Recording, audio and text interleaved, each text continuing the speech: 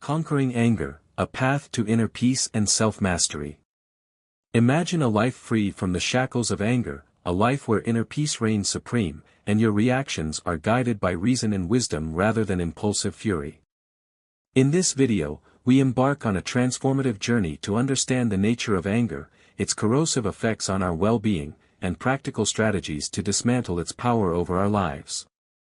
We will delve deep into the wisdom of ancient philosophers, modern psychology, and personal anecdotes, blending insightful analysis with actionable steps.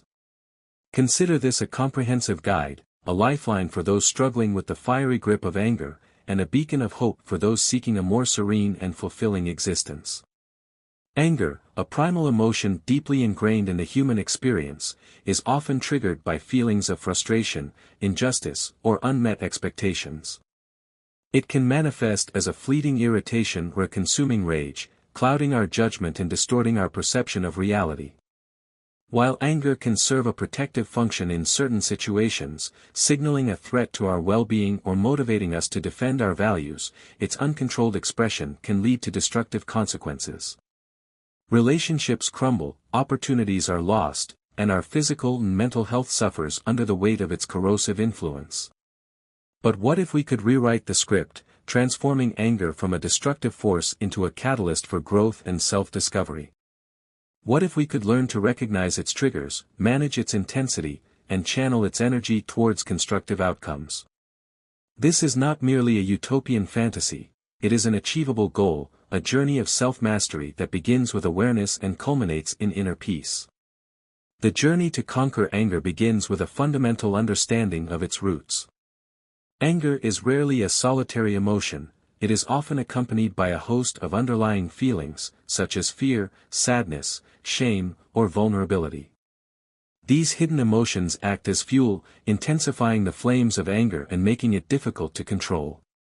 To effectively manage anger, we must first excavate these underlying emotions, bringing them into the light of conscious awareness. Consider, for instance, the scenario of a driver who is cut off in traffic. The immediate reaction might be a surge of anger towards the offending driver. However, beneath the surface of this anger might lie feelings of fear, fear of an accident, frustration with being late, or vulnerability in feeling powerless.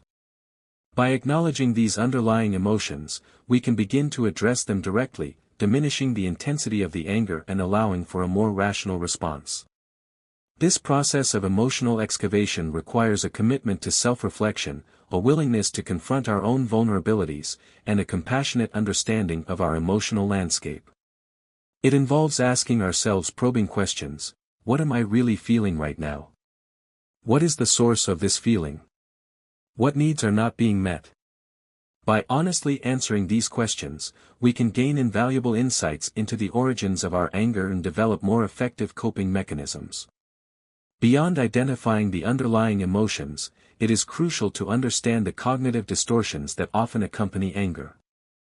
Cognitive distortions are patterns of thinking that are inaccurate, biased, or irrational. These distortions can amplify our anger by exaggerating the severity of a situation, attributing malicious intent to others, or engaging in black-and-white thinking. For example, someone prone to anger might interpret a colleague's critical feedback as a personal attack, assuming that the colleague is intentionally trying to undermine them. This distorted thinking fuels their anger and makes it difficult to objectively evaluate the feedback. Similarly, someone might engage in black-and-white thinking, viewing a minor setback as a complete failure and reacting with intense anger towards themselves. By recognizing and challenging these cognitive distortions, we can begin to reframe our thinking, adopt a more balanced perspective, and reduce the intensity of our anger. This involves questioning the validity of our assumptions, seeking alternative explanations for events, and recognizing the nuances of complex situations. Moreover, it is essential to cultivate self-compassion, treating ourselves with the same kindness and understanding that we would offer to a friend in need. When we are struggling with anger, it is easy to fall into self-criticism, blaming ourselves for our reactions and perpetuating a cycle of negativity. Self-compassion allows us to break free from this cycle, acknowledging our imperfections with grace and offering ourselves encouragement and support. Furthermore, developing effective coping mechanisms is paramount in managing anger. These mechanisms can include relaxation techniques, such as deep breathing exercises, meditation, or progressive muscle relaxation. Engaging in physical activity, such as exercise, sports, or yoga, can also help to release pent-up energy and reduce stress. Creative outlets, such as writing, painting, or playing music, can provide a healthy channel for expressing emotions. In addition to these individual strategies, building strong social support networks is crucial. Connecting with trusted friends, family members, or support groups can provide a sense of belonging, validation, and encouragement. Sharing our struggles with others can help us to feel less alone and gain valuable perspectives. Furthermore, practicing forgiveness, both towards ourselves and others, is an essential step in releasing anger.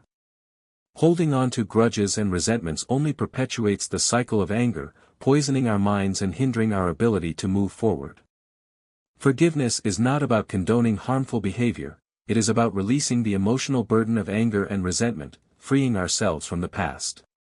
It is important to acknowledge that the journey to conquer anger is not a linear process, it is a lifelong endeavor that requires ongoing effort and commitment. There will be setbacks and challenges along the way. However, by embracing a growth mindset, viewing these challenges as opportunities for learning and growth, we can continue to make progress towards our goal of inner peace. Ultimately, conquering anger is not about suppressing or denying our emotions, it is about understanding them, managing them, and channeling them in a way that serves our well-being and enhances our relationships. It is about transforming anger from a destructive force into a catalyst for growth, self-discovery, and a more fulfilling life. Now, let's delve deeper into the specific wisdom shared in the video transcript, integrating it with original insights and expanding upon the key themes. The video starts by acknowledging that feeling angry with life is a normal response to challenges, not a constant state of being. This is a crucial point, as it normalizes the experience of anger and removes the stigma associated with it. It's okay to feel angry sometimes, it's what we do with that anger that matters. The transcript emphasizes the importance of finding peace within ourselves for mental health and personal growth. This underscores the idea that anger is not just an external reaction but also an internal state that impacts our overall well-being.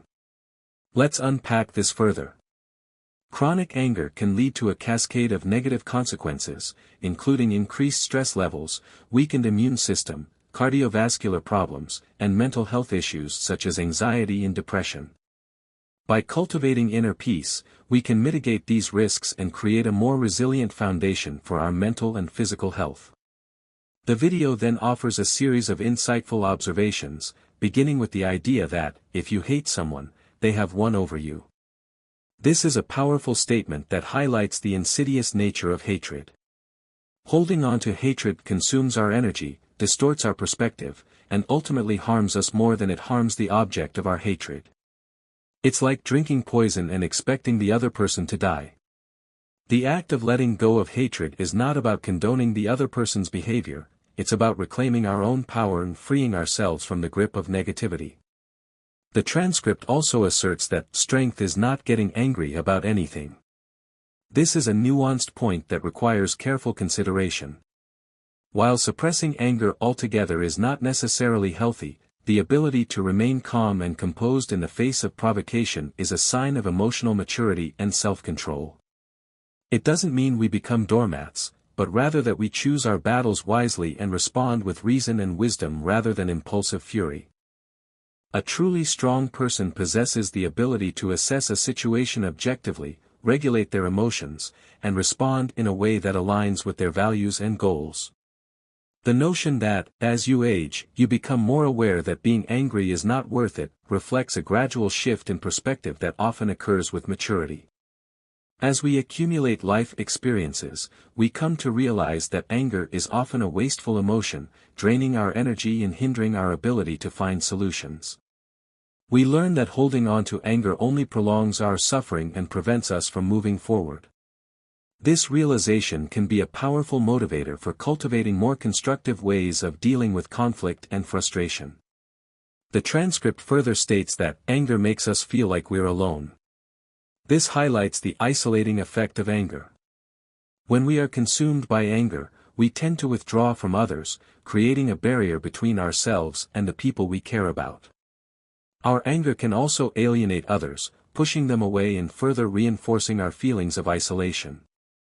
This underscores the importance of seeking connection and support when we are struggling with anger. The video astutely observes that, when you act out of anger, you're doomed to fail. This speaks to the destructive consequences of impulsive actions driven by anger.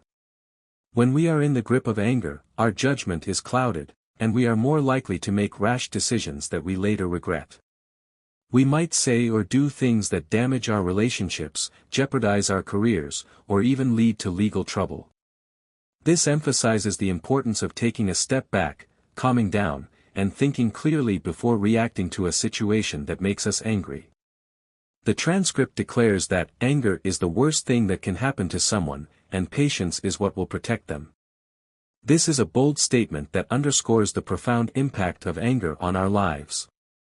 While anger can be a natural and even necessary emotion in certain situations, its uncontrolled expression can lead to a cascade of negative consequences.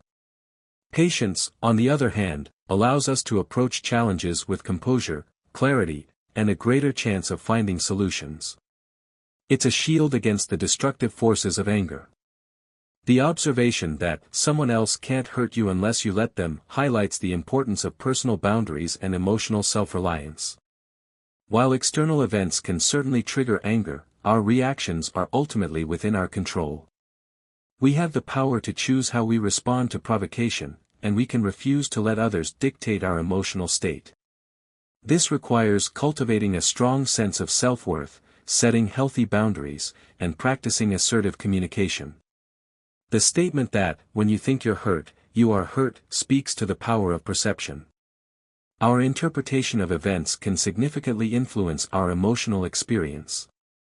If we perceive a situation as threatening or unfair, we are more likely to experience anger. By challenging our negative thoughts and adopting a more balanced perspective, we can reduce the intensity of our anger and improve our overall well-being. The transcript acknowledges that storms of anger can make sad tears flow even harder. This highlights the connection between anger and sadness. Often, anger is a secondary emotion, masking underlying feelings of sadness, grief, or disappointment. By acknowledging and processing these underlying emotions, we can diminish the intensity of our anger and allow ourselves to heal. The idea that, I wouldn't think of anger as something strange that I need to fight, I need to be careful with my anger and deal with it with love, kindness, and peace, reflects a compassionate and mindful approach to anger management. Rather than viewing anger as an enemy to be vanquished, we can approach it with curiosity and understanding, recognizing it as a signal that something is amiss. By responding to our anger with love, kindness, and peace, we can transform it from a destructive force into a catalyst for growth and self-discovery. The transcript notes that, if you get angry quickly, you don't know how to use your resources well. This highlights the connection between anger and impulsivity. People who are prone to anger often react quickly and without thinking, leading to regrettable consequences. Developing the ability to pause, reflect, and choose our responses wisely is essential for effective anger management. The video emphasizes that anger is worse than wasting time because it wastes energy and attention.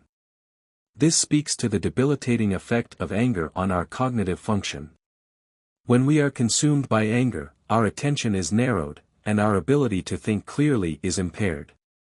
This can lead to poor decision-making, decreased productivity, and a diminished sense of well-being. The transcript offers a powerful reminder: everything doesn't hurt me unless I think it does. I have the option not to.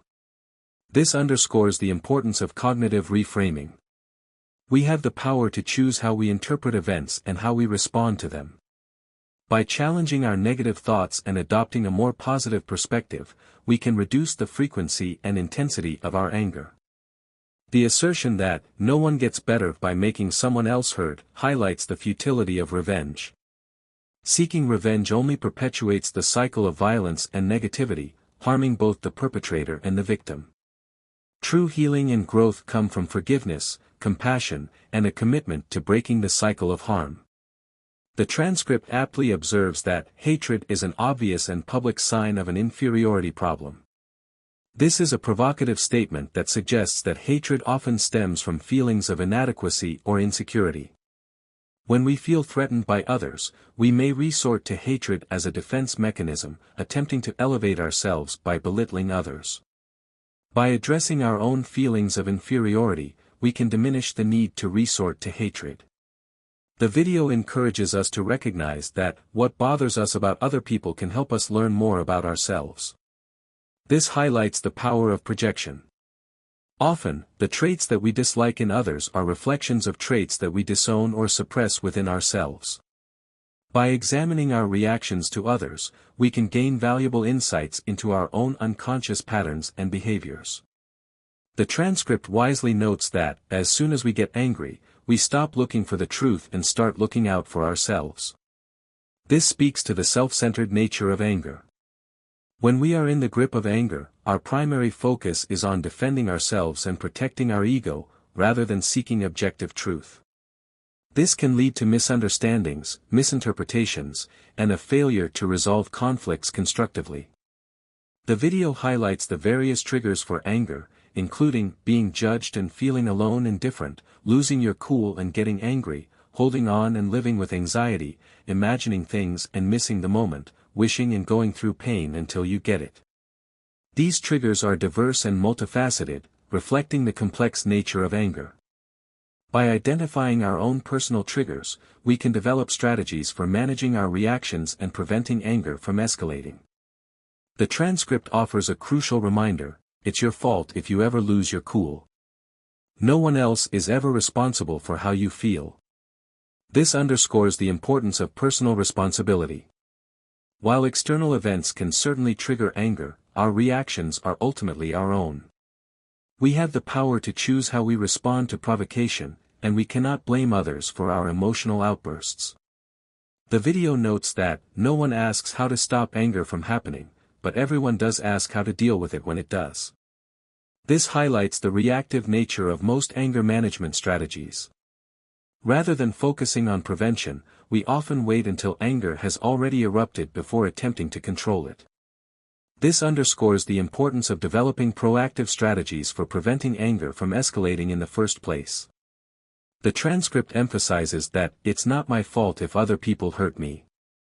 The way they act and behave is not like mine. This reinforces the importance of separating ourselves from the actions of others. We are not responsible for the behavior of others, and we should not internalize their negativity.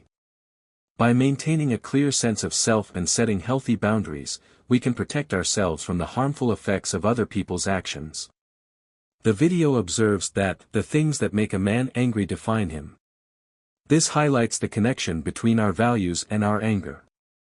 Often, we become angry when our values are violated or when we perceive a threat to our sense of self. By understanding what triggers our anger, we can gain valuable insights into our own values and beliefs. The transcript suggests that we will not be so angry when we don't hope so much. This reflects the connection between anger and unmet expectations. When we have unrealistic expectations, we are more likely to experience disappointment and anger when those expectations are not met. By adjusting our expectations and accepting reality as it is, we can reduce the frequency and intensity of our anger. The video notes that an angry man speaks out loud and shuts his eyes.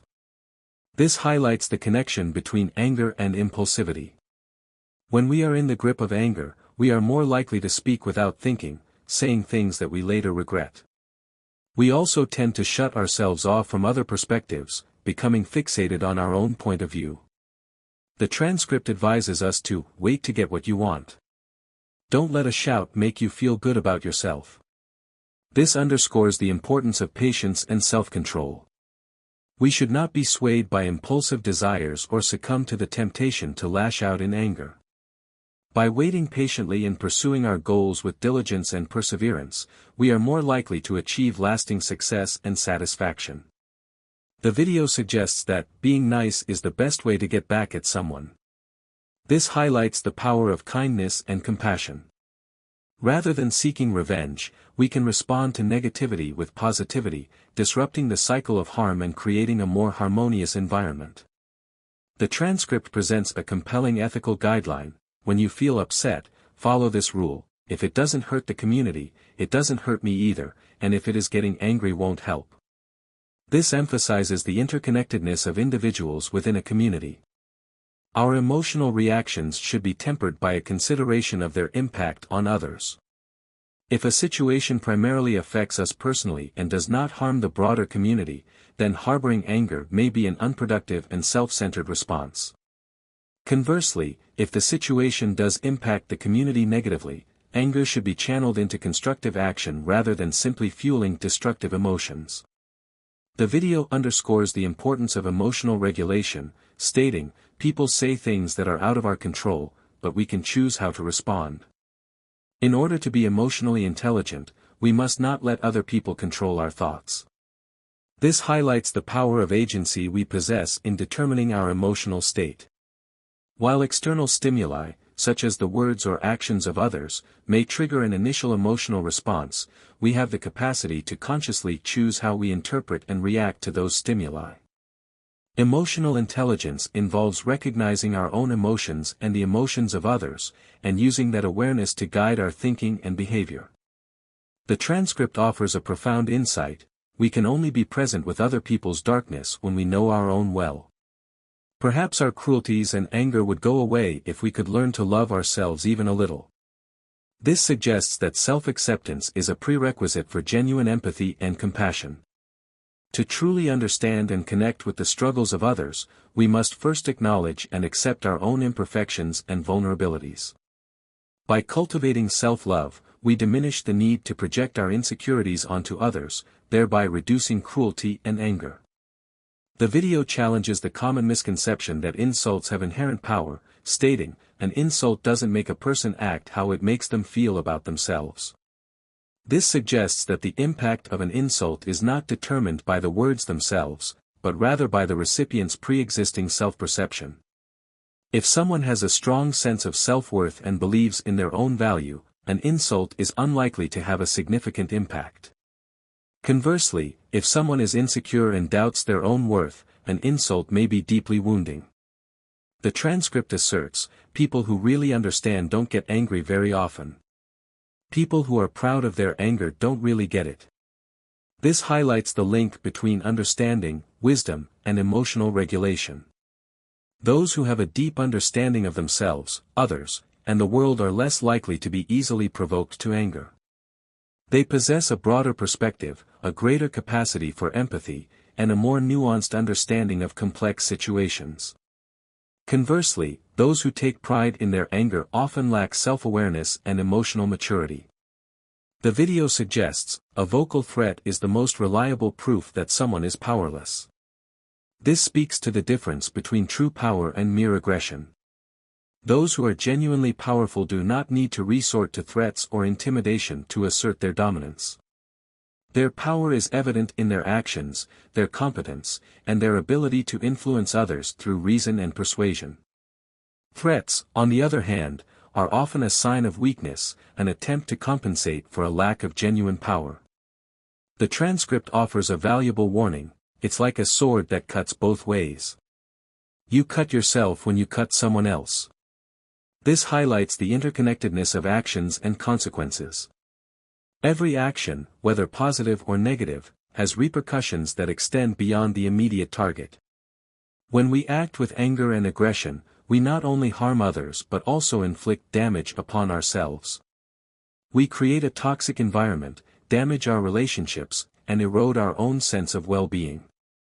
The video suggests, there is everything a smart man needs inside himself. A fool sees everything in other people.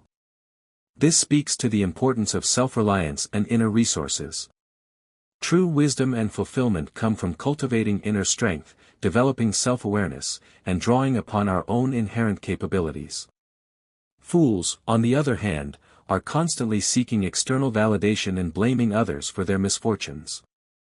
The transcript encourages us to re-evaluate our complaints and angers, stating, "Your complaints and angers lose a lot of their appeal when you want to free yourself." This suggests that anger often serves as a distraction from deeper, more uncomfortable emotions. When we are truly committed to personal growth and liberation, we are less likely to indulge in complaints and anger. We recognize that these emotions are ultimately unproductive and prevent us from achieving our goals. The video asserts, "You're not always right just because you're angry. Being upset is a choice, and you should make a smart one." This underscores the importance of challenging our assumptions and considering alternative perspectives. Anger can distort our judgment and lead us to believe that we are always in the right. However, it is essential to recognize that our emotions are not always reliable guides to truth. We must be willing to question our own beliefs and consider the possibility that we may be wrong. The transcript presents a classic ethical dilemma: if you take an eye for an eye, everyone will be blind. This highlights the futility of revenge. Retaliating against those who have wronged us only perpetuates the cycle of violence and negativity. True justice and healing come from forgiveness, compassion, and a commitment to breaking the cycle of harm. The video suggests that delaying things is the best way to solve anger. This emphasizes the importance of patience and impulse control. When we are feeling angry, it is often best to take a step back, calm down, and delay making any important decisions or taking any rash actions. By giving ourselves time to reflect and consider the situation objectively, we are more likely to respond in a constructive manner. The transcript observes that most disagreements are unavoidable at the time they happen but seem very unimportant afterward. This highlights the ephemeral nature of many conflicts. Often, disagreements that seem incredibly important in the heat of the moment fade into insignificance over time. This perspective can help us to avoid getting overly invested in minor conflicts and to focus our energy on more meaningful pursuits. The video suggests, after becoming angry at something, I move on and work. This emphasizes the importance of channeling anger into productive action. Rather than dwelling on our anger, we can use it as a motivator to take action and address the underlying issues that are causing our frustration. This allows us to transform anger from a destructive force into a catalyst for positive change. The transcript aptly notes that, fear has made the world's problems worse, but it hasn't fixed any of them yet. This highlights the destructive consequences of fear-based decision-making. When we are driven by fear, we are more likely to make rash choices that ultimately exacerbate the problems we are trying to solve. True solutions require courage, empathy, and a willingness to take calculated risks. The video offers an inspiring vision: it would light up the whole world if your anger turned into lightning. This suggests that anger, when channeled constructively, can be a powerful force for positive change. When we are passionate about a cause and driven by a desire to make a difference, our anger can fuel our efforts and inspire others to join us. The transcript continues, underscoring that, hatred makes it hard to think clearly and plan ahead, leaders can't let people hate them. This speaks volumes about the corrosive effect of hatred on both individual cognition and societal leadership. Hatred, a potent cocktail of anger, resentment, and often fear, diminishes our ability to reason objectively, analyze situations accurately, and make sound judgments. Leaders who allow themselves to be consumed by hatred, or who incite hatred in others, ultimately undermine their own effectiveness and create a climate of division and conflict. A clear mind, unclouded by hatred, is essential for both personal well-being and effective leadership. The assertion that anger may seem like a good way to get things done, but it makes us lose control, it can make you brave, but that's also dumb, highlights the seductive yet ultimately destructive nature of anger as a motivator. While anger can provide a temporary surge of energy in a feeling of empowerment, it often leads to impulsive actions, poor decision-making, and a loss of self-control. The bravery fueled by anger is often reckless and lacks the careful calculation and strategic thinking that are essential for achieving lasting success. True bravery is rooted in reason, conviction, and a commitment to ethical principles, not in the blind fury of anger. The simple declaration that anger only lives in the hearts of fools is a stark reminder of the connection between emotional immaturity and the prevalence of anger. While everyone experiences anger from time to time, those who are consistently consumed by anger often lack the emotional intelligence, self-awareness, and coping skills necessary to manage their emotions effectively. Cultivating wisdom, self-reflection, and empathy are essential for transcending the grip of anger and developing a more mature and balanced emotional landscape. The transcript acknowledges that, when you can't think straight, anger sets in, so being angry means you are weak. This highlights the relationship between cognitive function and emotional regulation. When we are overwhelmed by stress, fatigue, or other factors that impair our ability to think clearly, we are more susceptible to anger. Conversely, when we are calm, rested, and mentally sharp, we are better able to manage our emotions and respond to challenging situations with composure and reason. The powerful metaphor that hatred is the tree, and anger is the weed vividly illustrates the long-term and pervasive nature of hatred compared to the more transient emotion of anger. Hatred, like a deeply rooted tree, can grow and spread over time, poisoning our thoughts and behaviors. Anger, like a weed, may sprout quickly but can be more easily eradicated if addressed promptly and effectively. By preventing the seeds of hatred from taking root in our hearts, we can prevent the proliferation of anger and cultivate a more peaceful inner landscape. The transcript offers a nuanced perspective on anger, stating, "It's easy for anyone to get angry. That being said, not everyone can get angry with the right person at the right time for the right reason and in the right way. It's also not easy." This acknowledges that anger, in and of itself, is not necessarily inherently bad. There are situations where anger is a justifiable and even necessary response to injustice, oppression, or abuse. However, the key lies in expressing that anger appropriately, targeting it at the right person or cause, and doing so in a way that is both effective and ethical. The observation that one reason people hold on so tightly to their hate is that they fear that if it goes away, they will have to deal with the pain reveals a common psychological defense mechanism. Sometimes, anger and hatred serve as a shield against deeper, more vulnerable emotions such as sadness, grief, or fear. Confronting these underlying emotions can be painful and challenging, so people may cling to their anger as a way to avoid facing their true feelings. However, this strategy is ultimately self-defeating, as it prevents healing and perpetuates a cycle of negativity. The blunt statement that you lose 60 seconds of happiness every minute you are angry underscores the high cost of anger in terms of lost joy and well-being. Anger consumes our attention, clouds our judgment, and prevents us from appreciating the good things in our lives. By letting go of anger and cultivating a more positive mindset, we can reclaim those lost moments of happiness and create a more fulfilling existence. The comparison of anger to acid, stating that it can damage the container it's kept in more than the thing it's poured on, is a powerful metaphor for the self-destructive nature of anger. Holding on to anger and resentment ultimately harms us more than it harms the person or situation that triggered our anger in the first place. It corrodes our peace of mind, damages our relationships, and can even have negative consequences for our physical health. The transcript presents 3 potential responses to those who have wronged us. Hurting your enemy puts you below them, getting back at them puts you on the same level as them, and forgiving them puts you above them. This highlights the transformative power of forgiveness.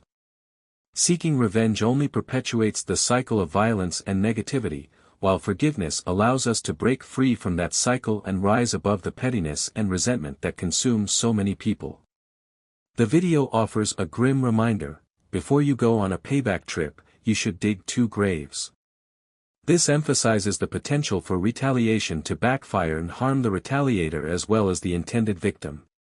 The pursuit of revenge can be all-consuming and lead to unintended consequences, often leaving both parties worse off than before. In conclusion, the journey of learning how to stop being angry with life is a multifaceted and deeply personal one. It requires a commitment to self-reflection, a willingness to challenge our own assumptions, and a compassionate understanding of our emotional landscape. It's about recognizing anger as a normal human emotion, not suppressing it, but rather understanding its roots and channeling its energy towards constructive outcomes. The wise words shared throughout this exploration, combined with practical strategies and personal insights, offer a roadmap for navigating the complexities of anger and cultivating a more peaceful and fulfilling existence. From recognizing the isolating nature of anger to understanding the power of forgiveness, from challenging cognitive distortions to building strong social support networks, the path to conquering anger is paved with self-awareness, compassion, and a commitment to personal growth. This journey requires patience, persistence, and a commitment to self-improvement. There will be setbacks and challenges along the way, but by embracing these principles and integrating them into your daily life, you can gradually dismantle the power of anger and cultivate a more peaceful, fulfilling, and meaningful existence. Remember, conquering anger is not about becoming emotionless or suppressing your feelings altogether.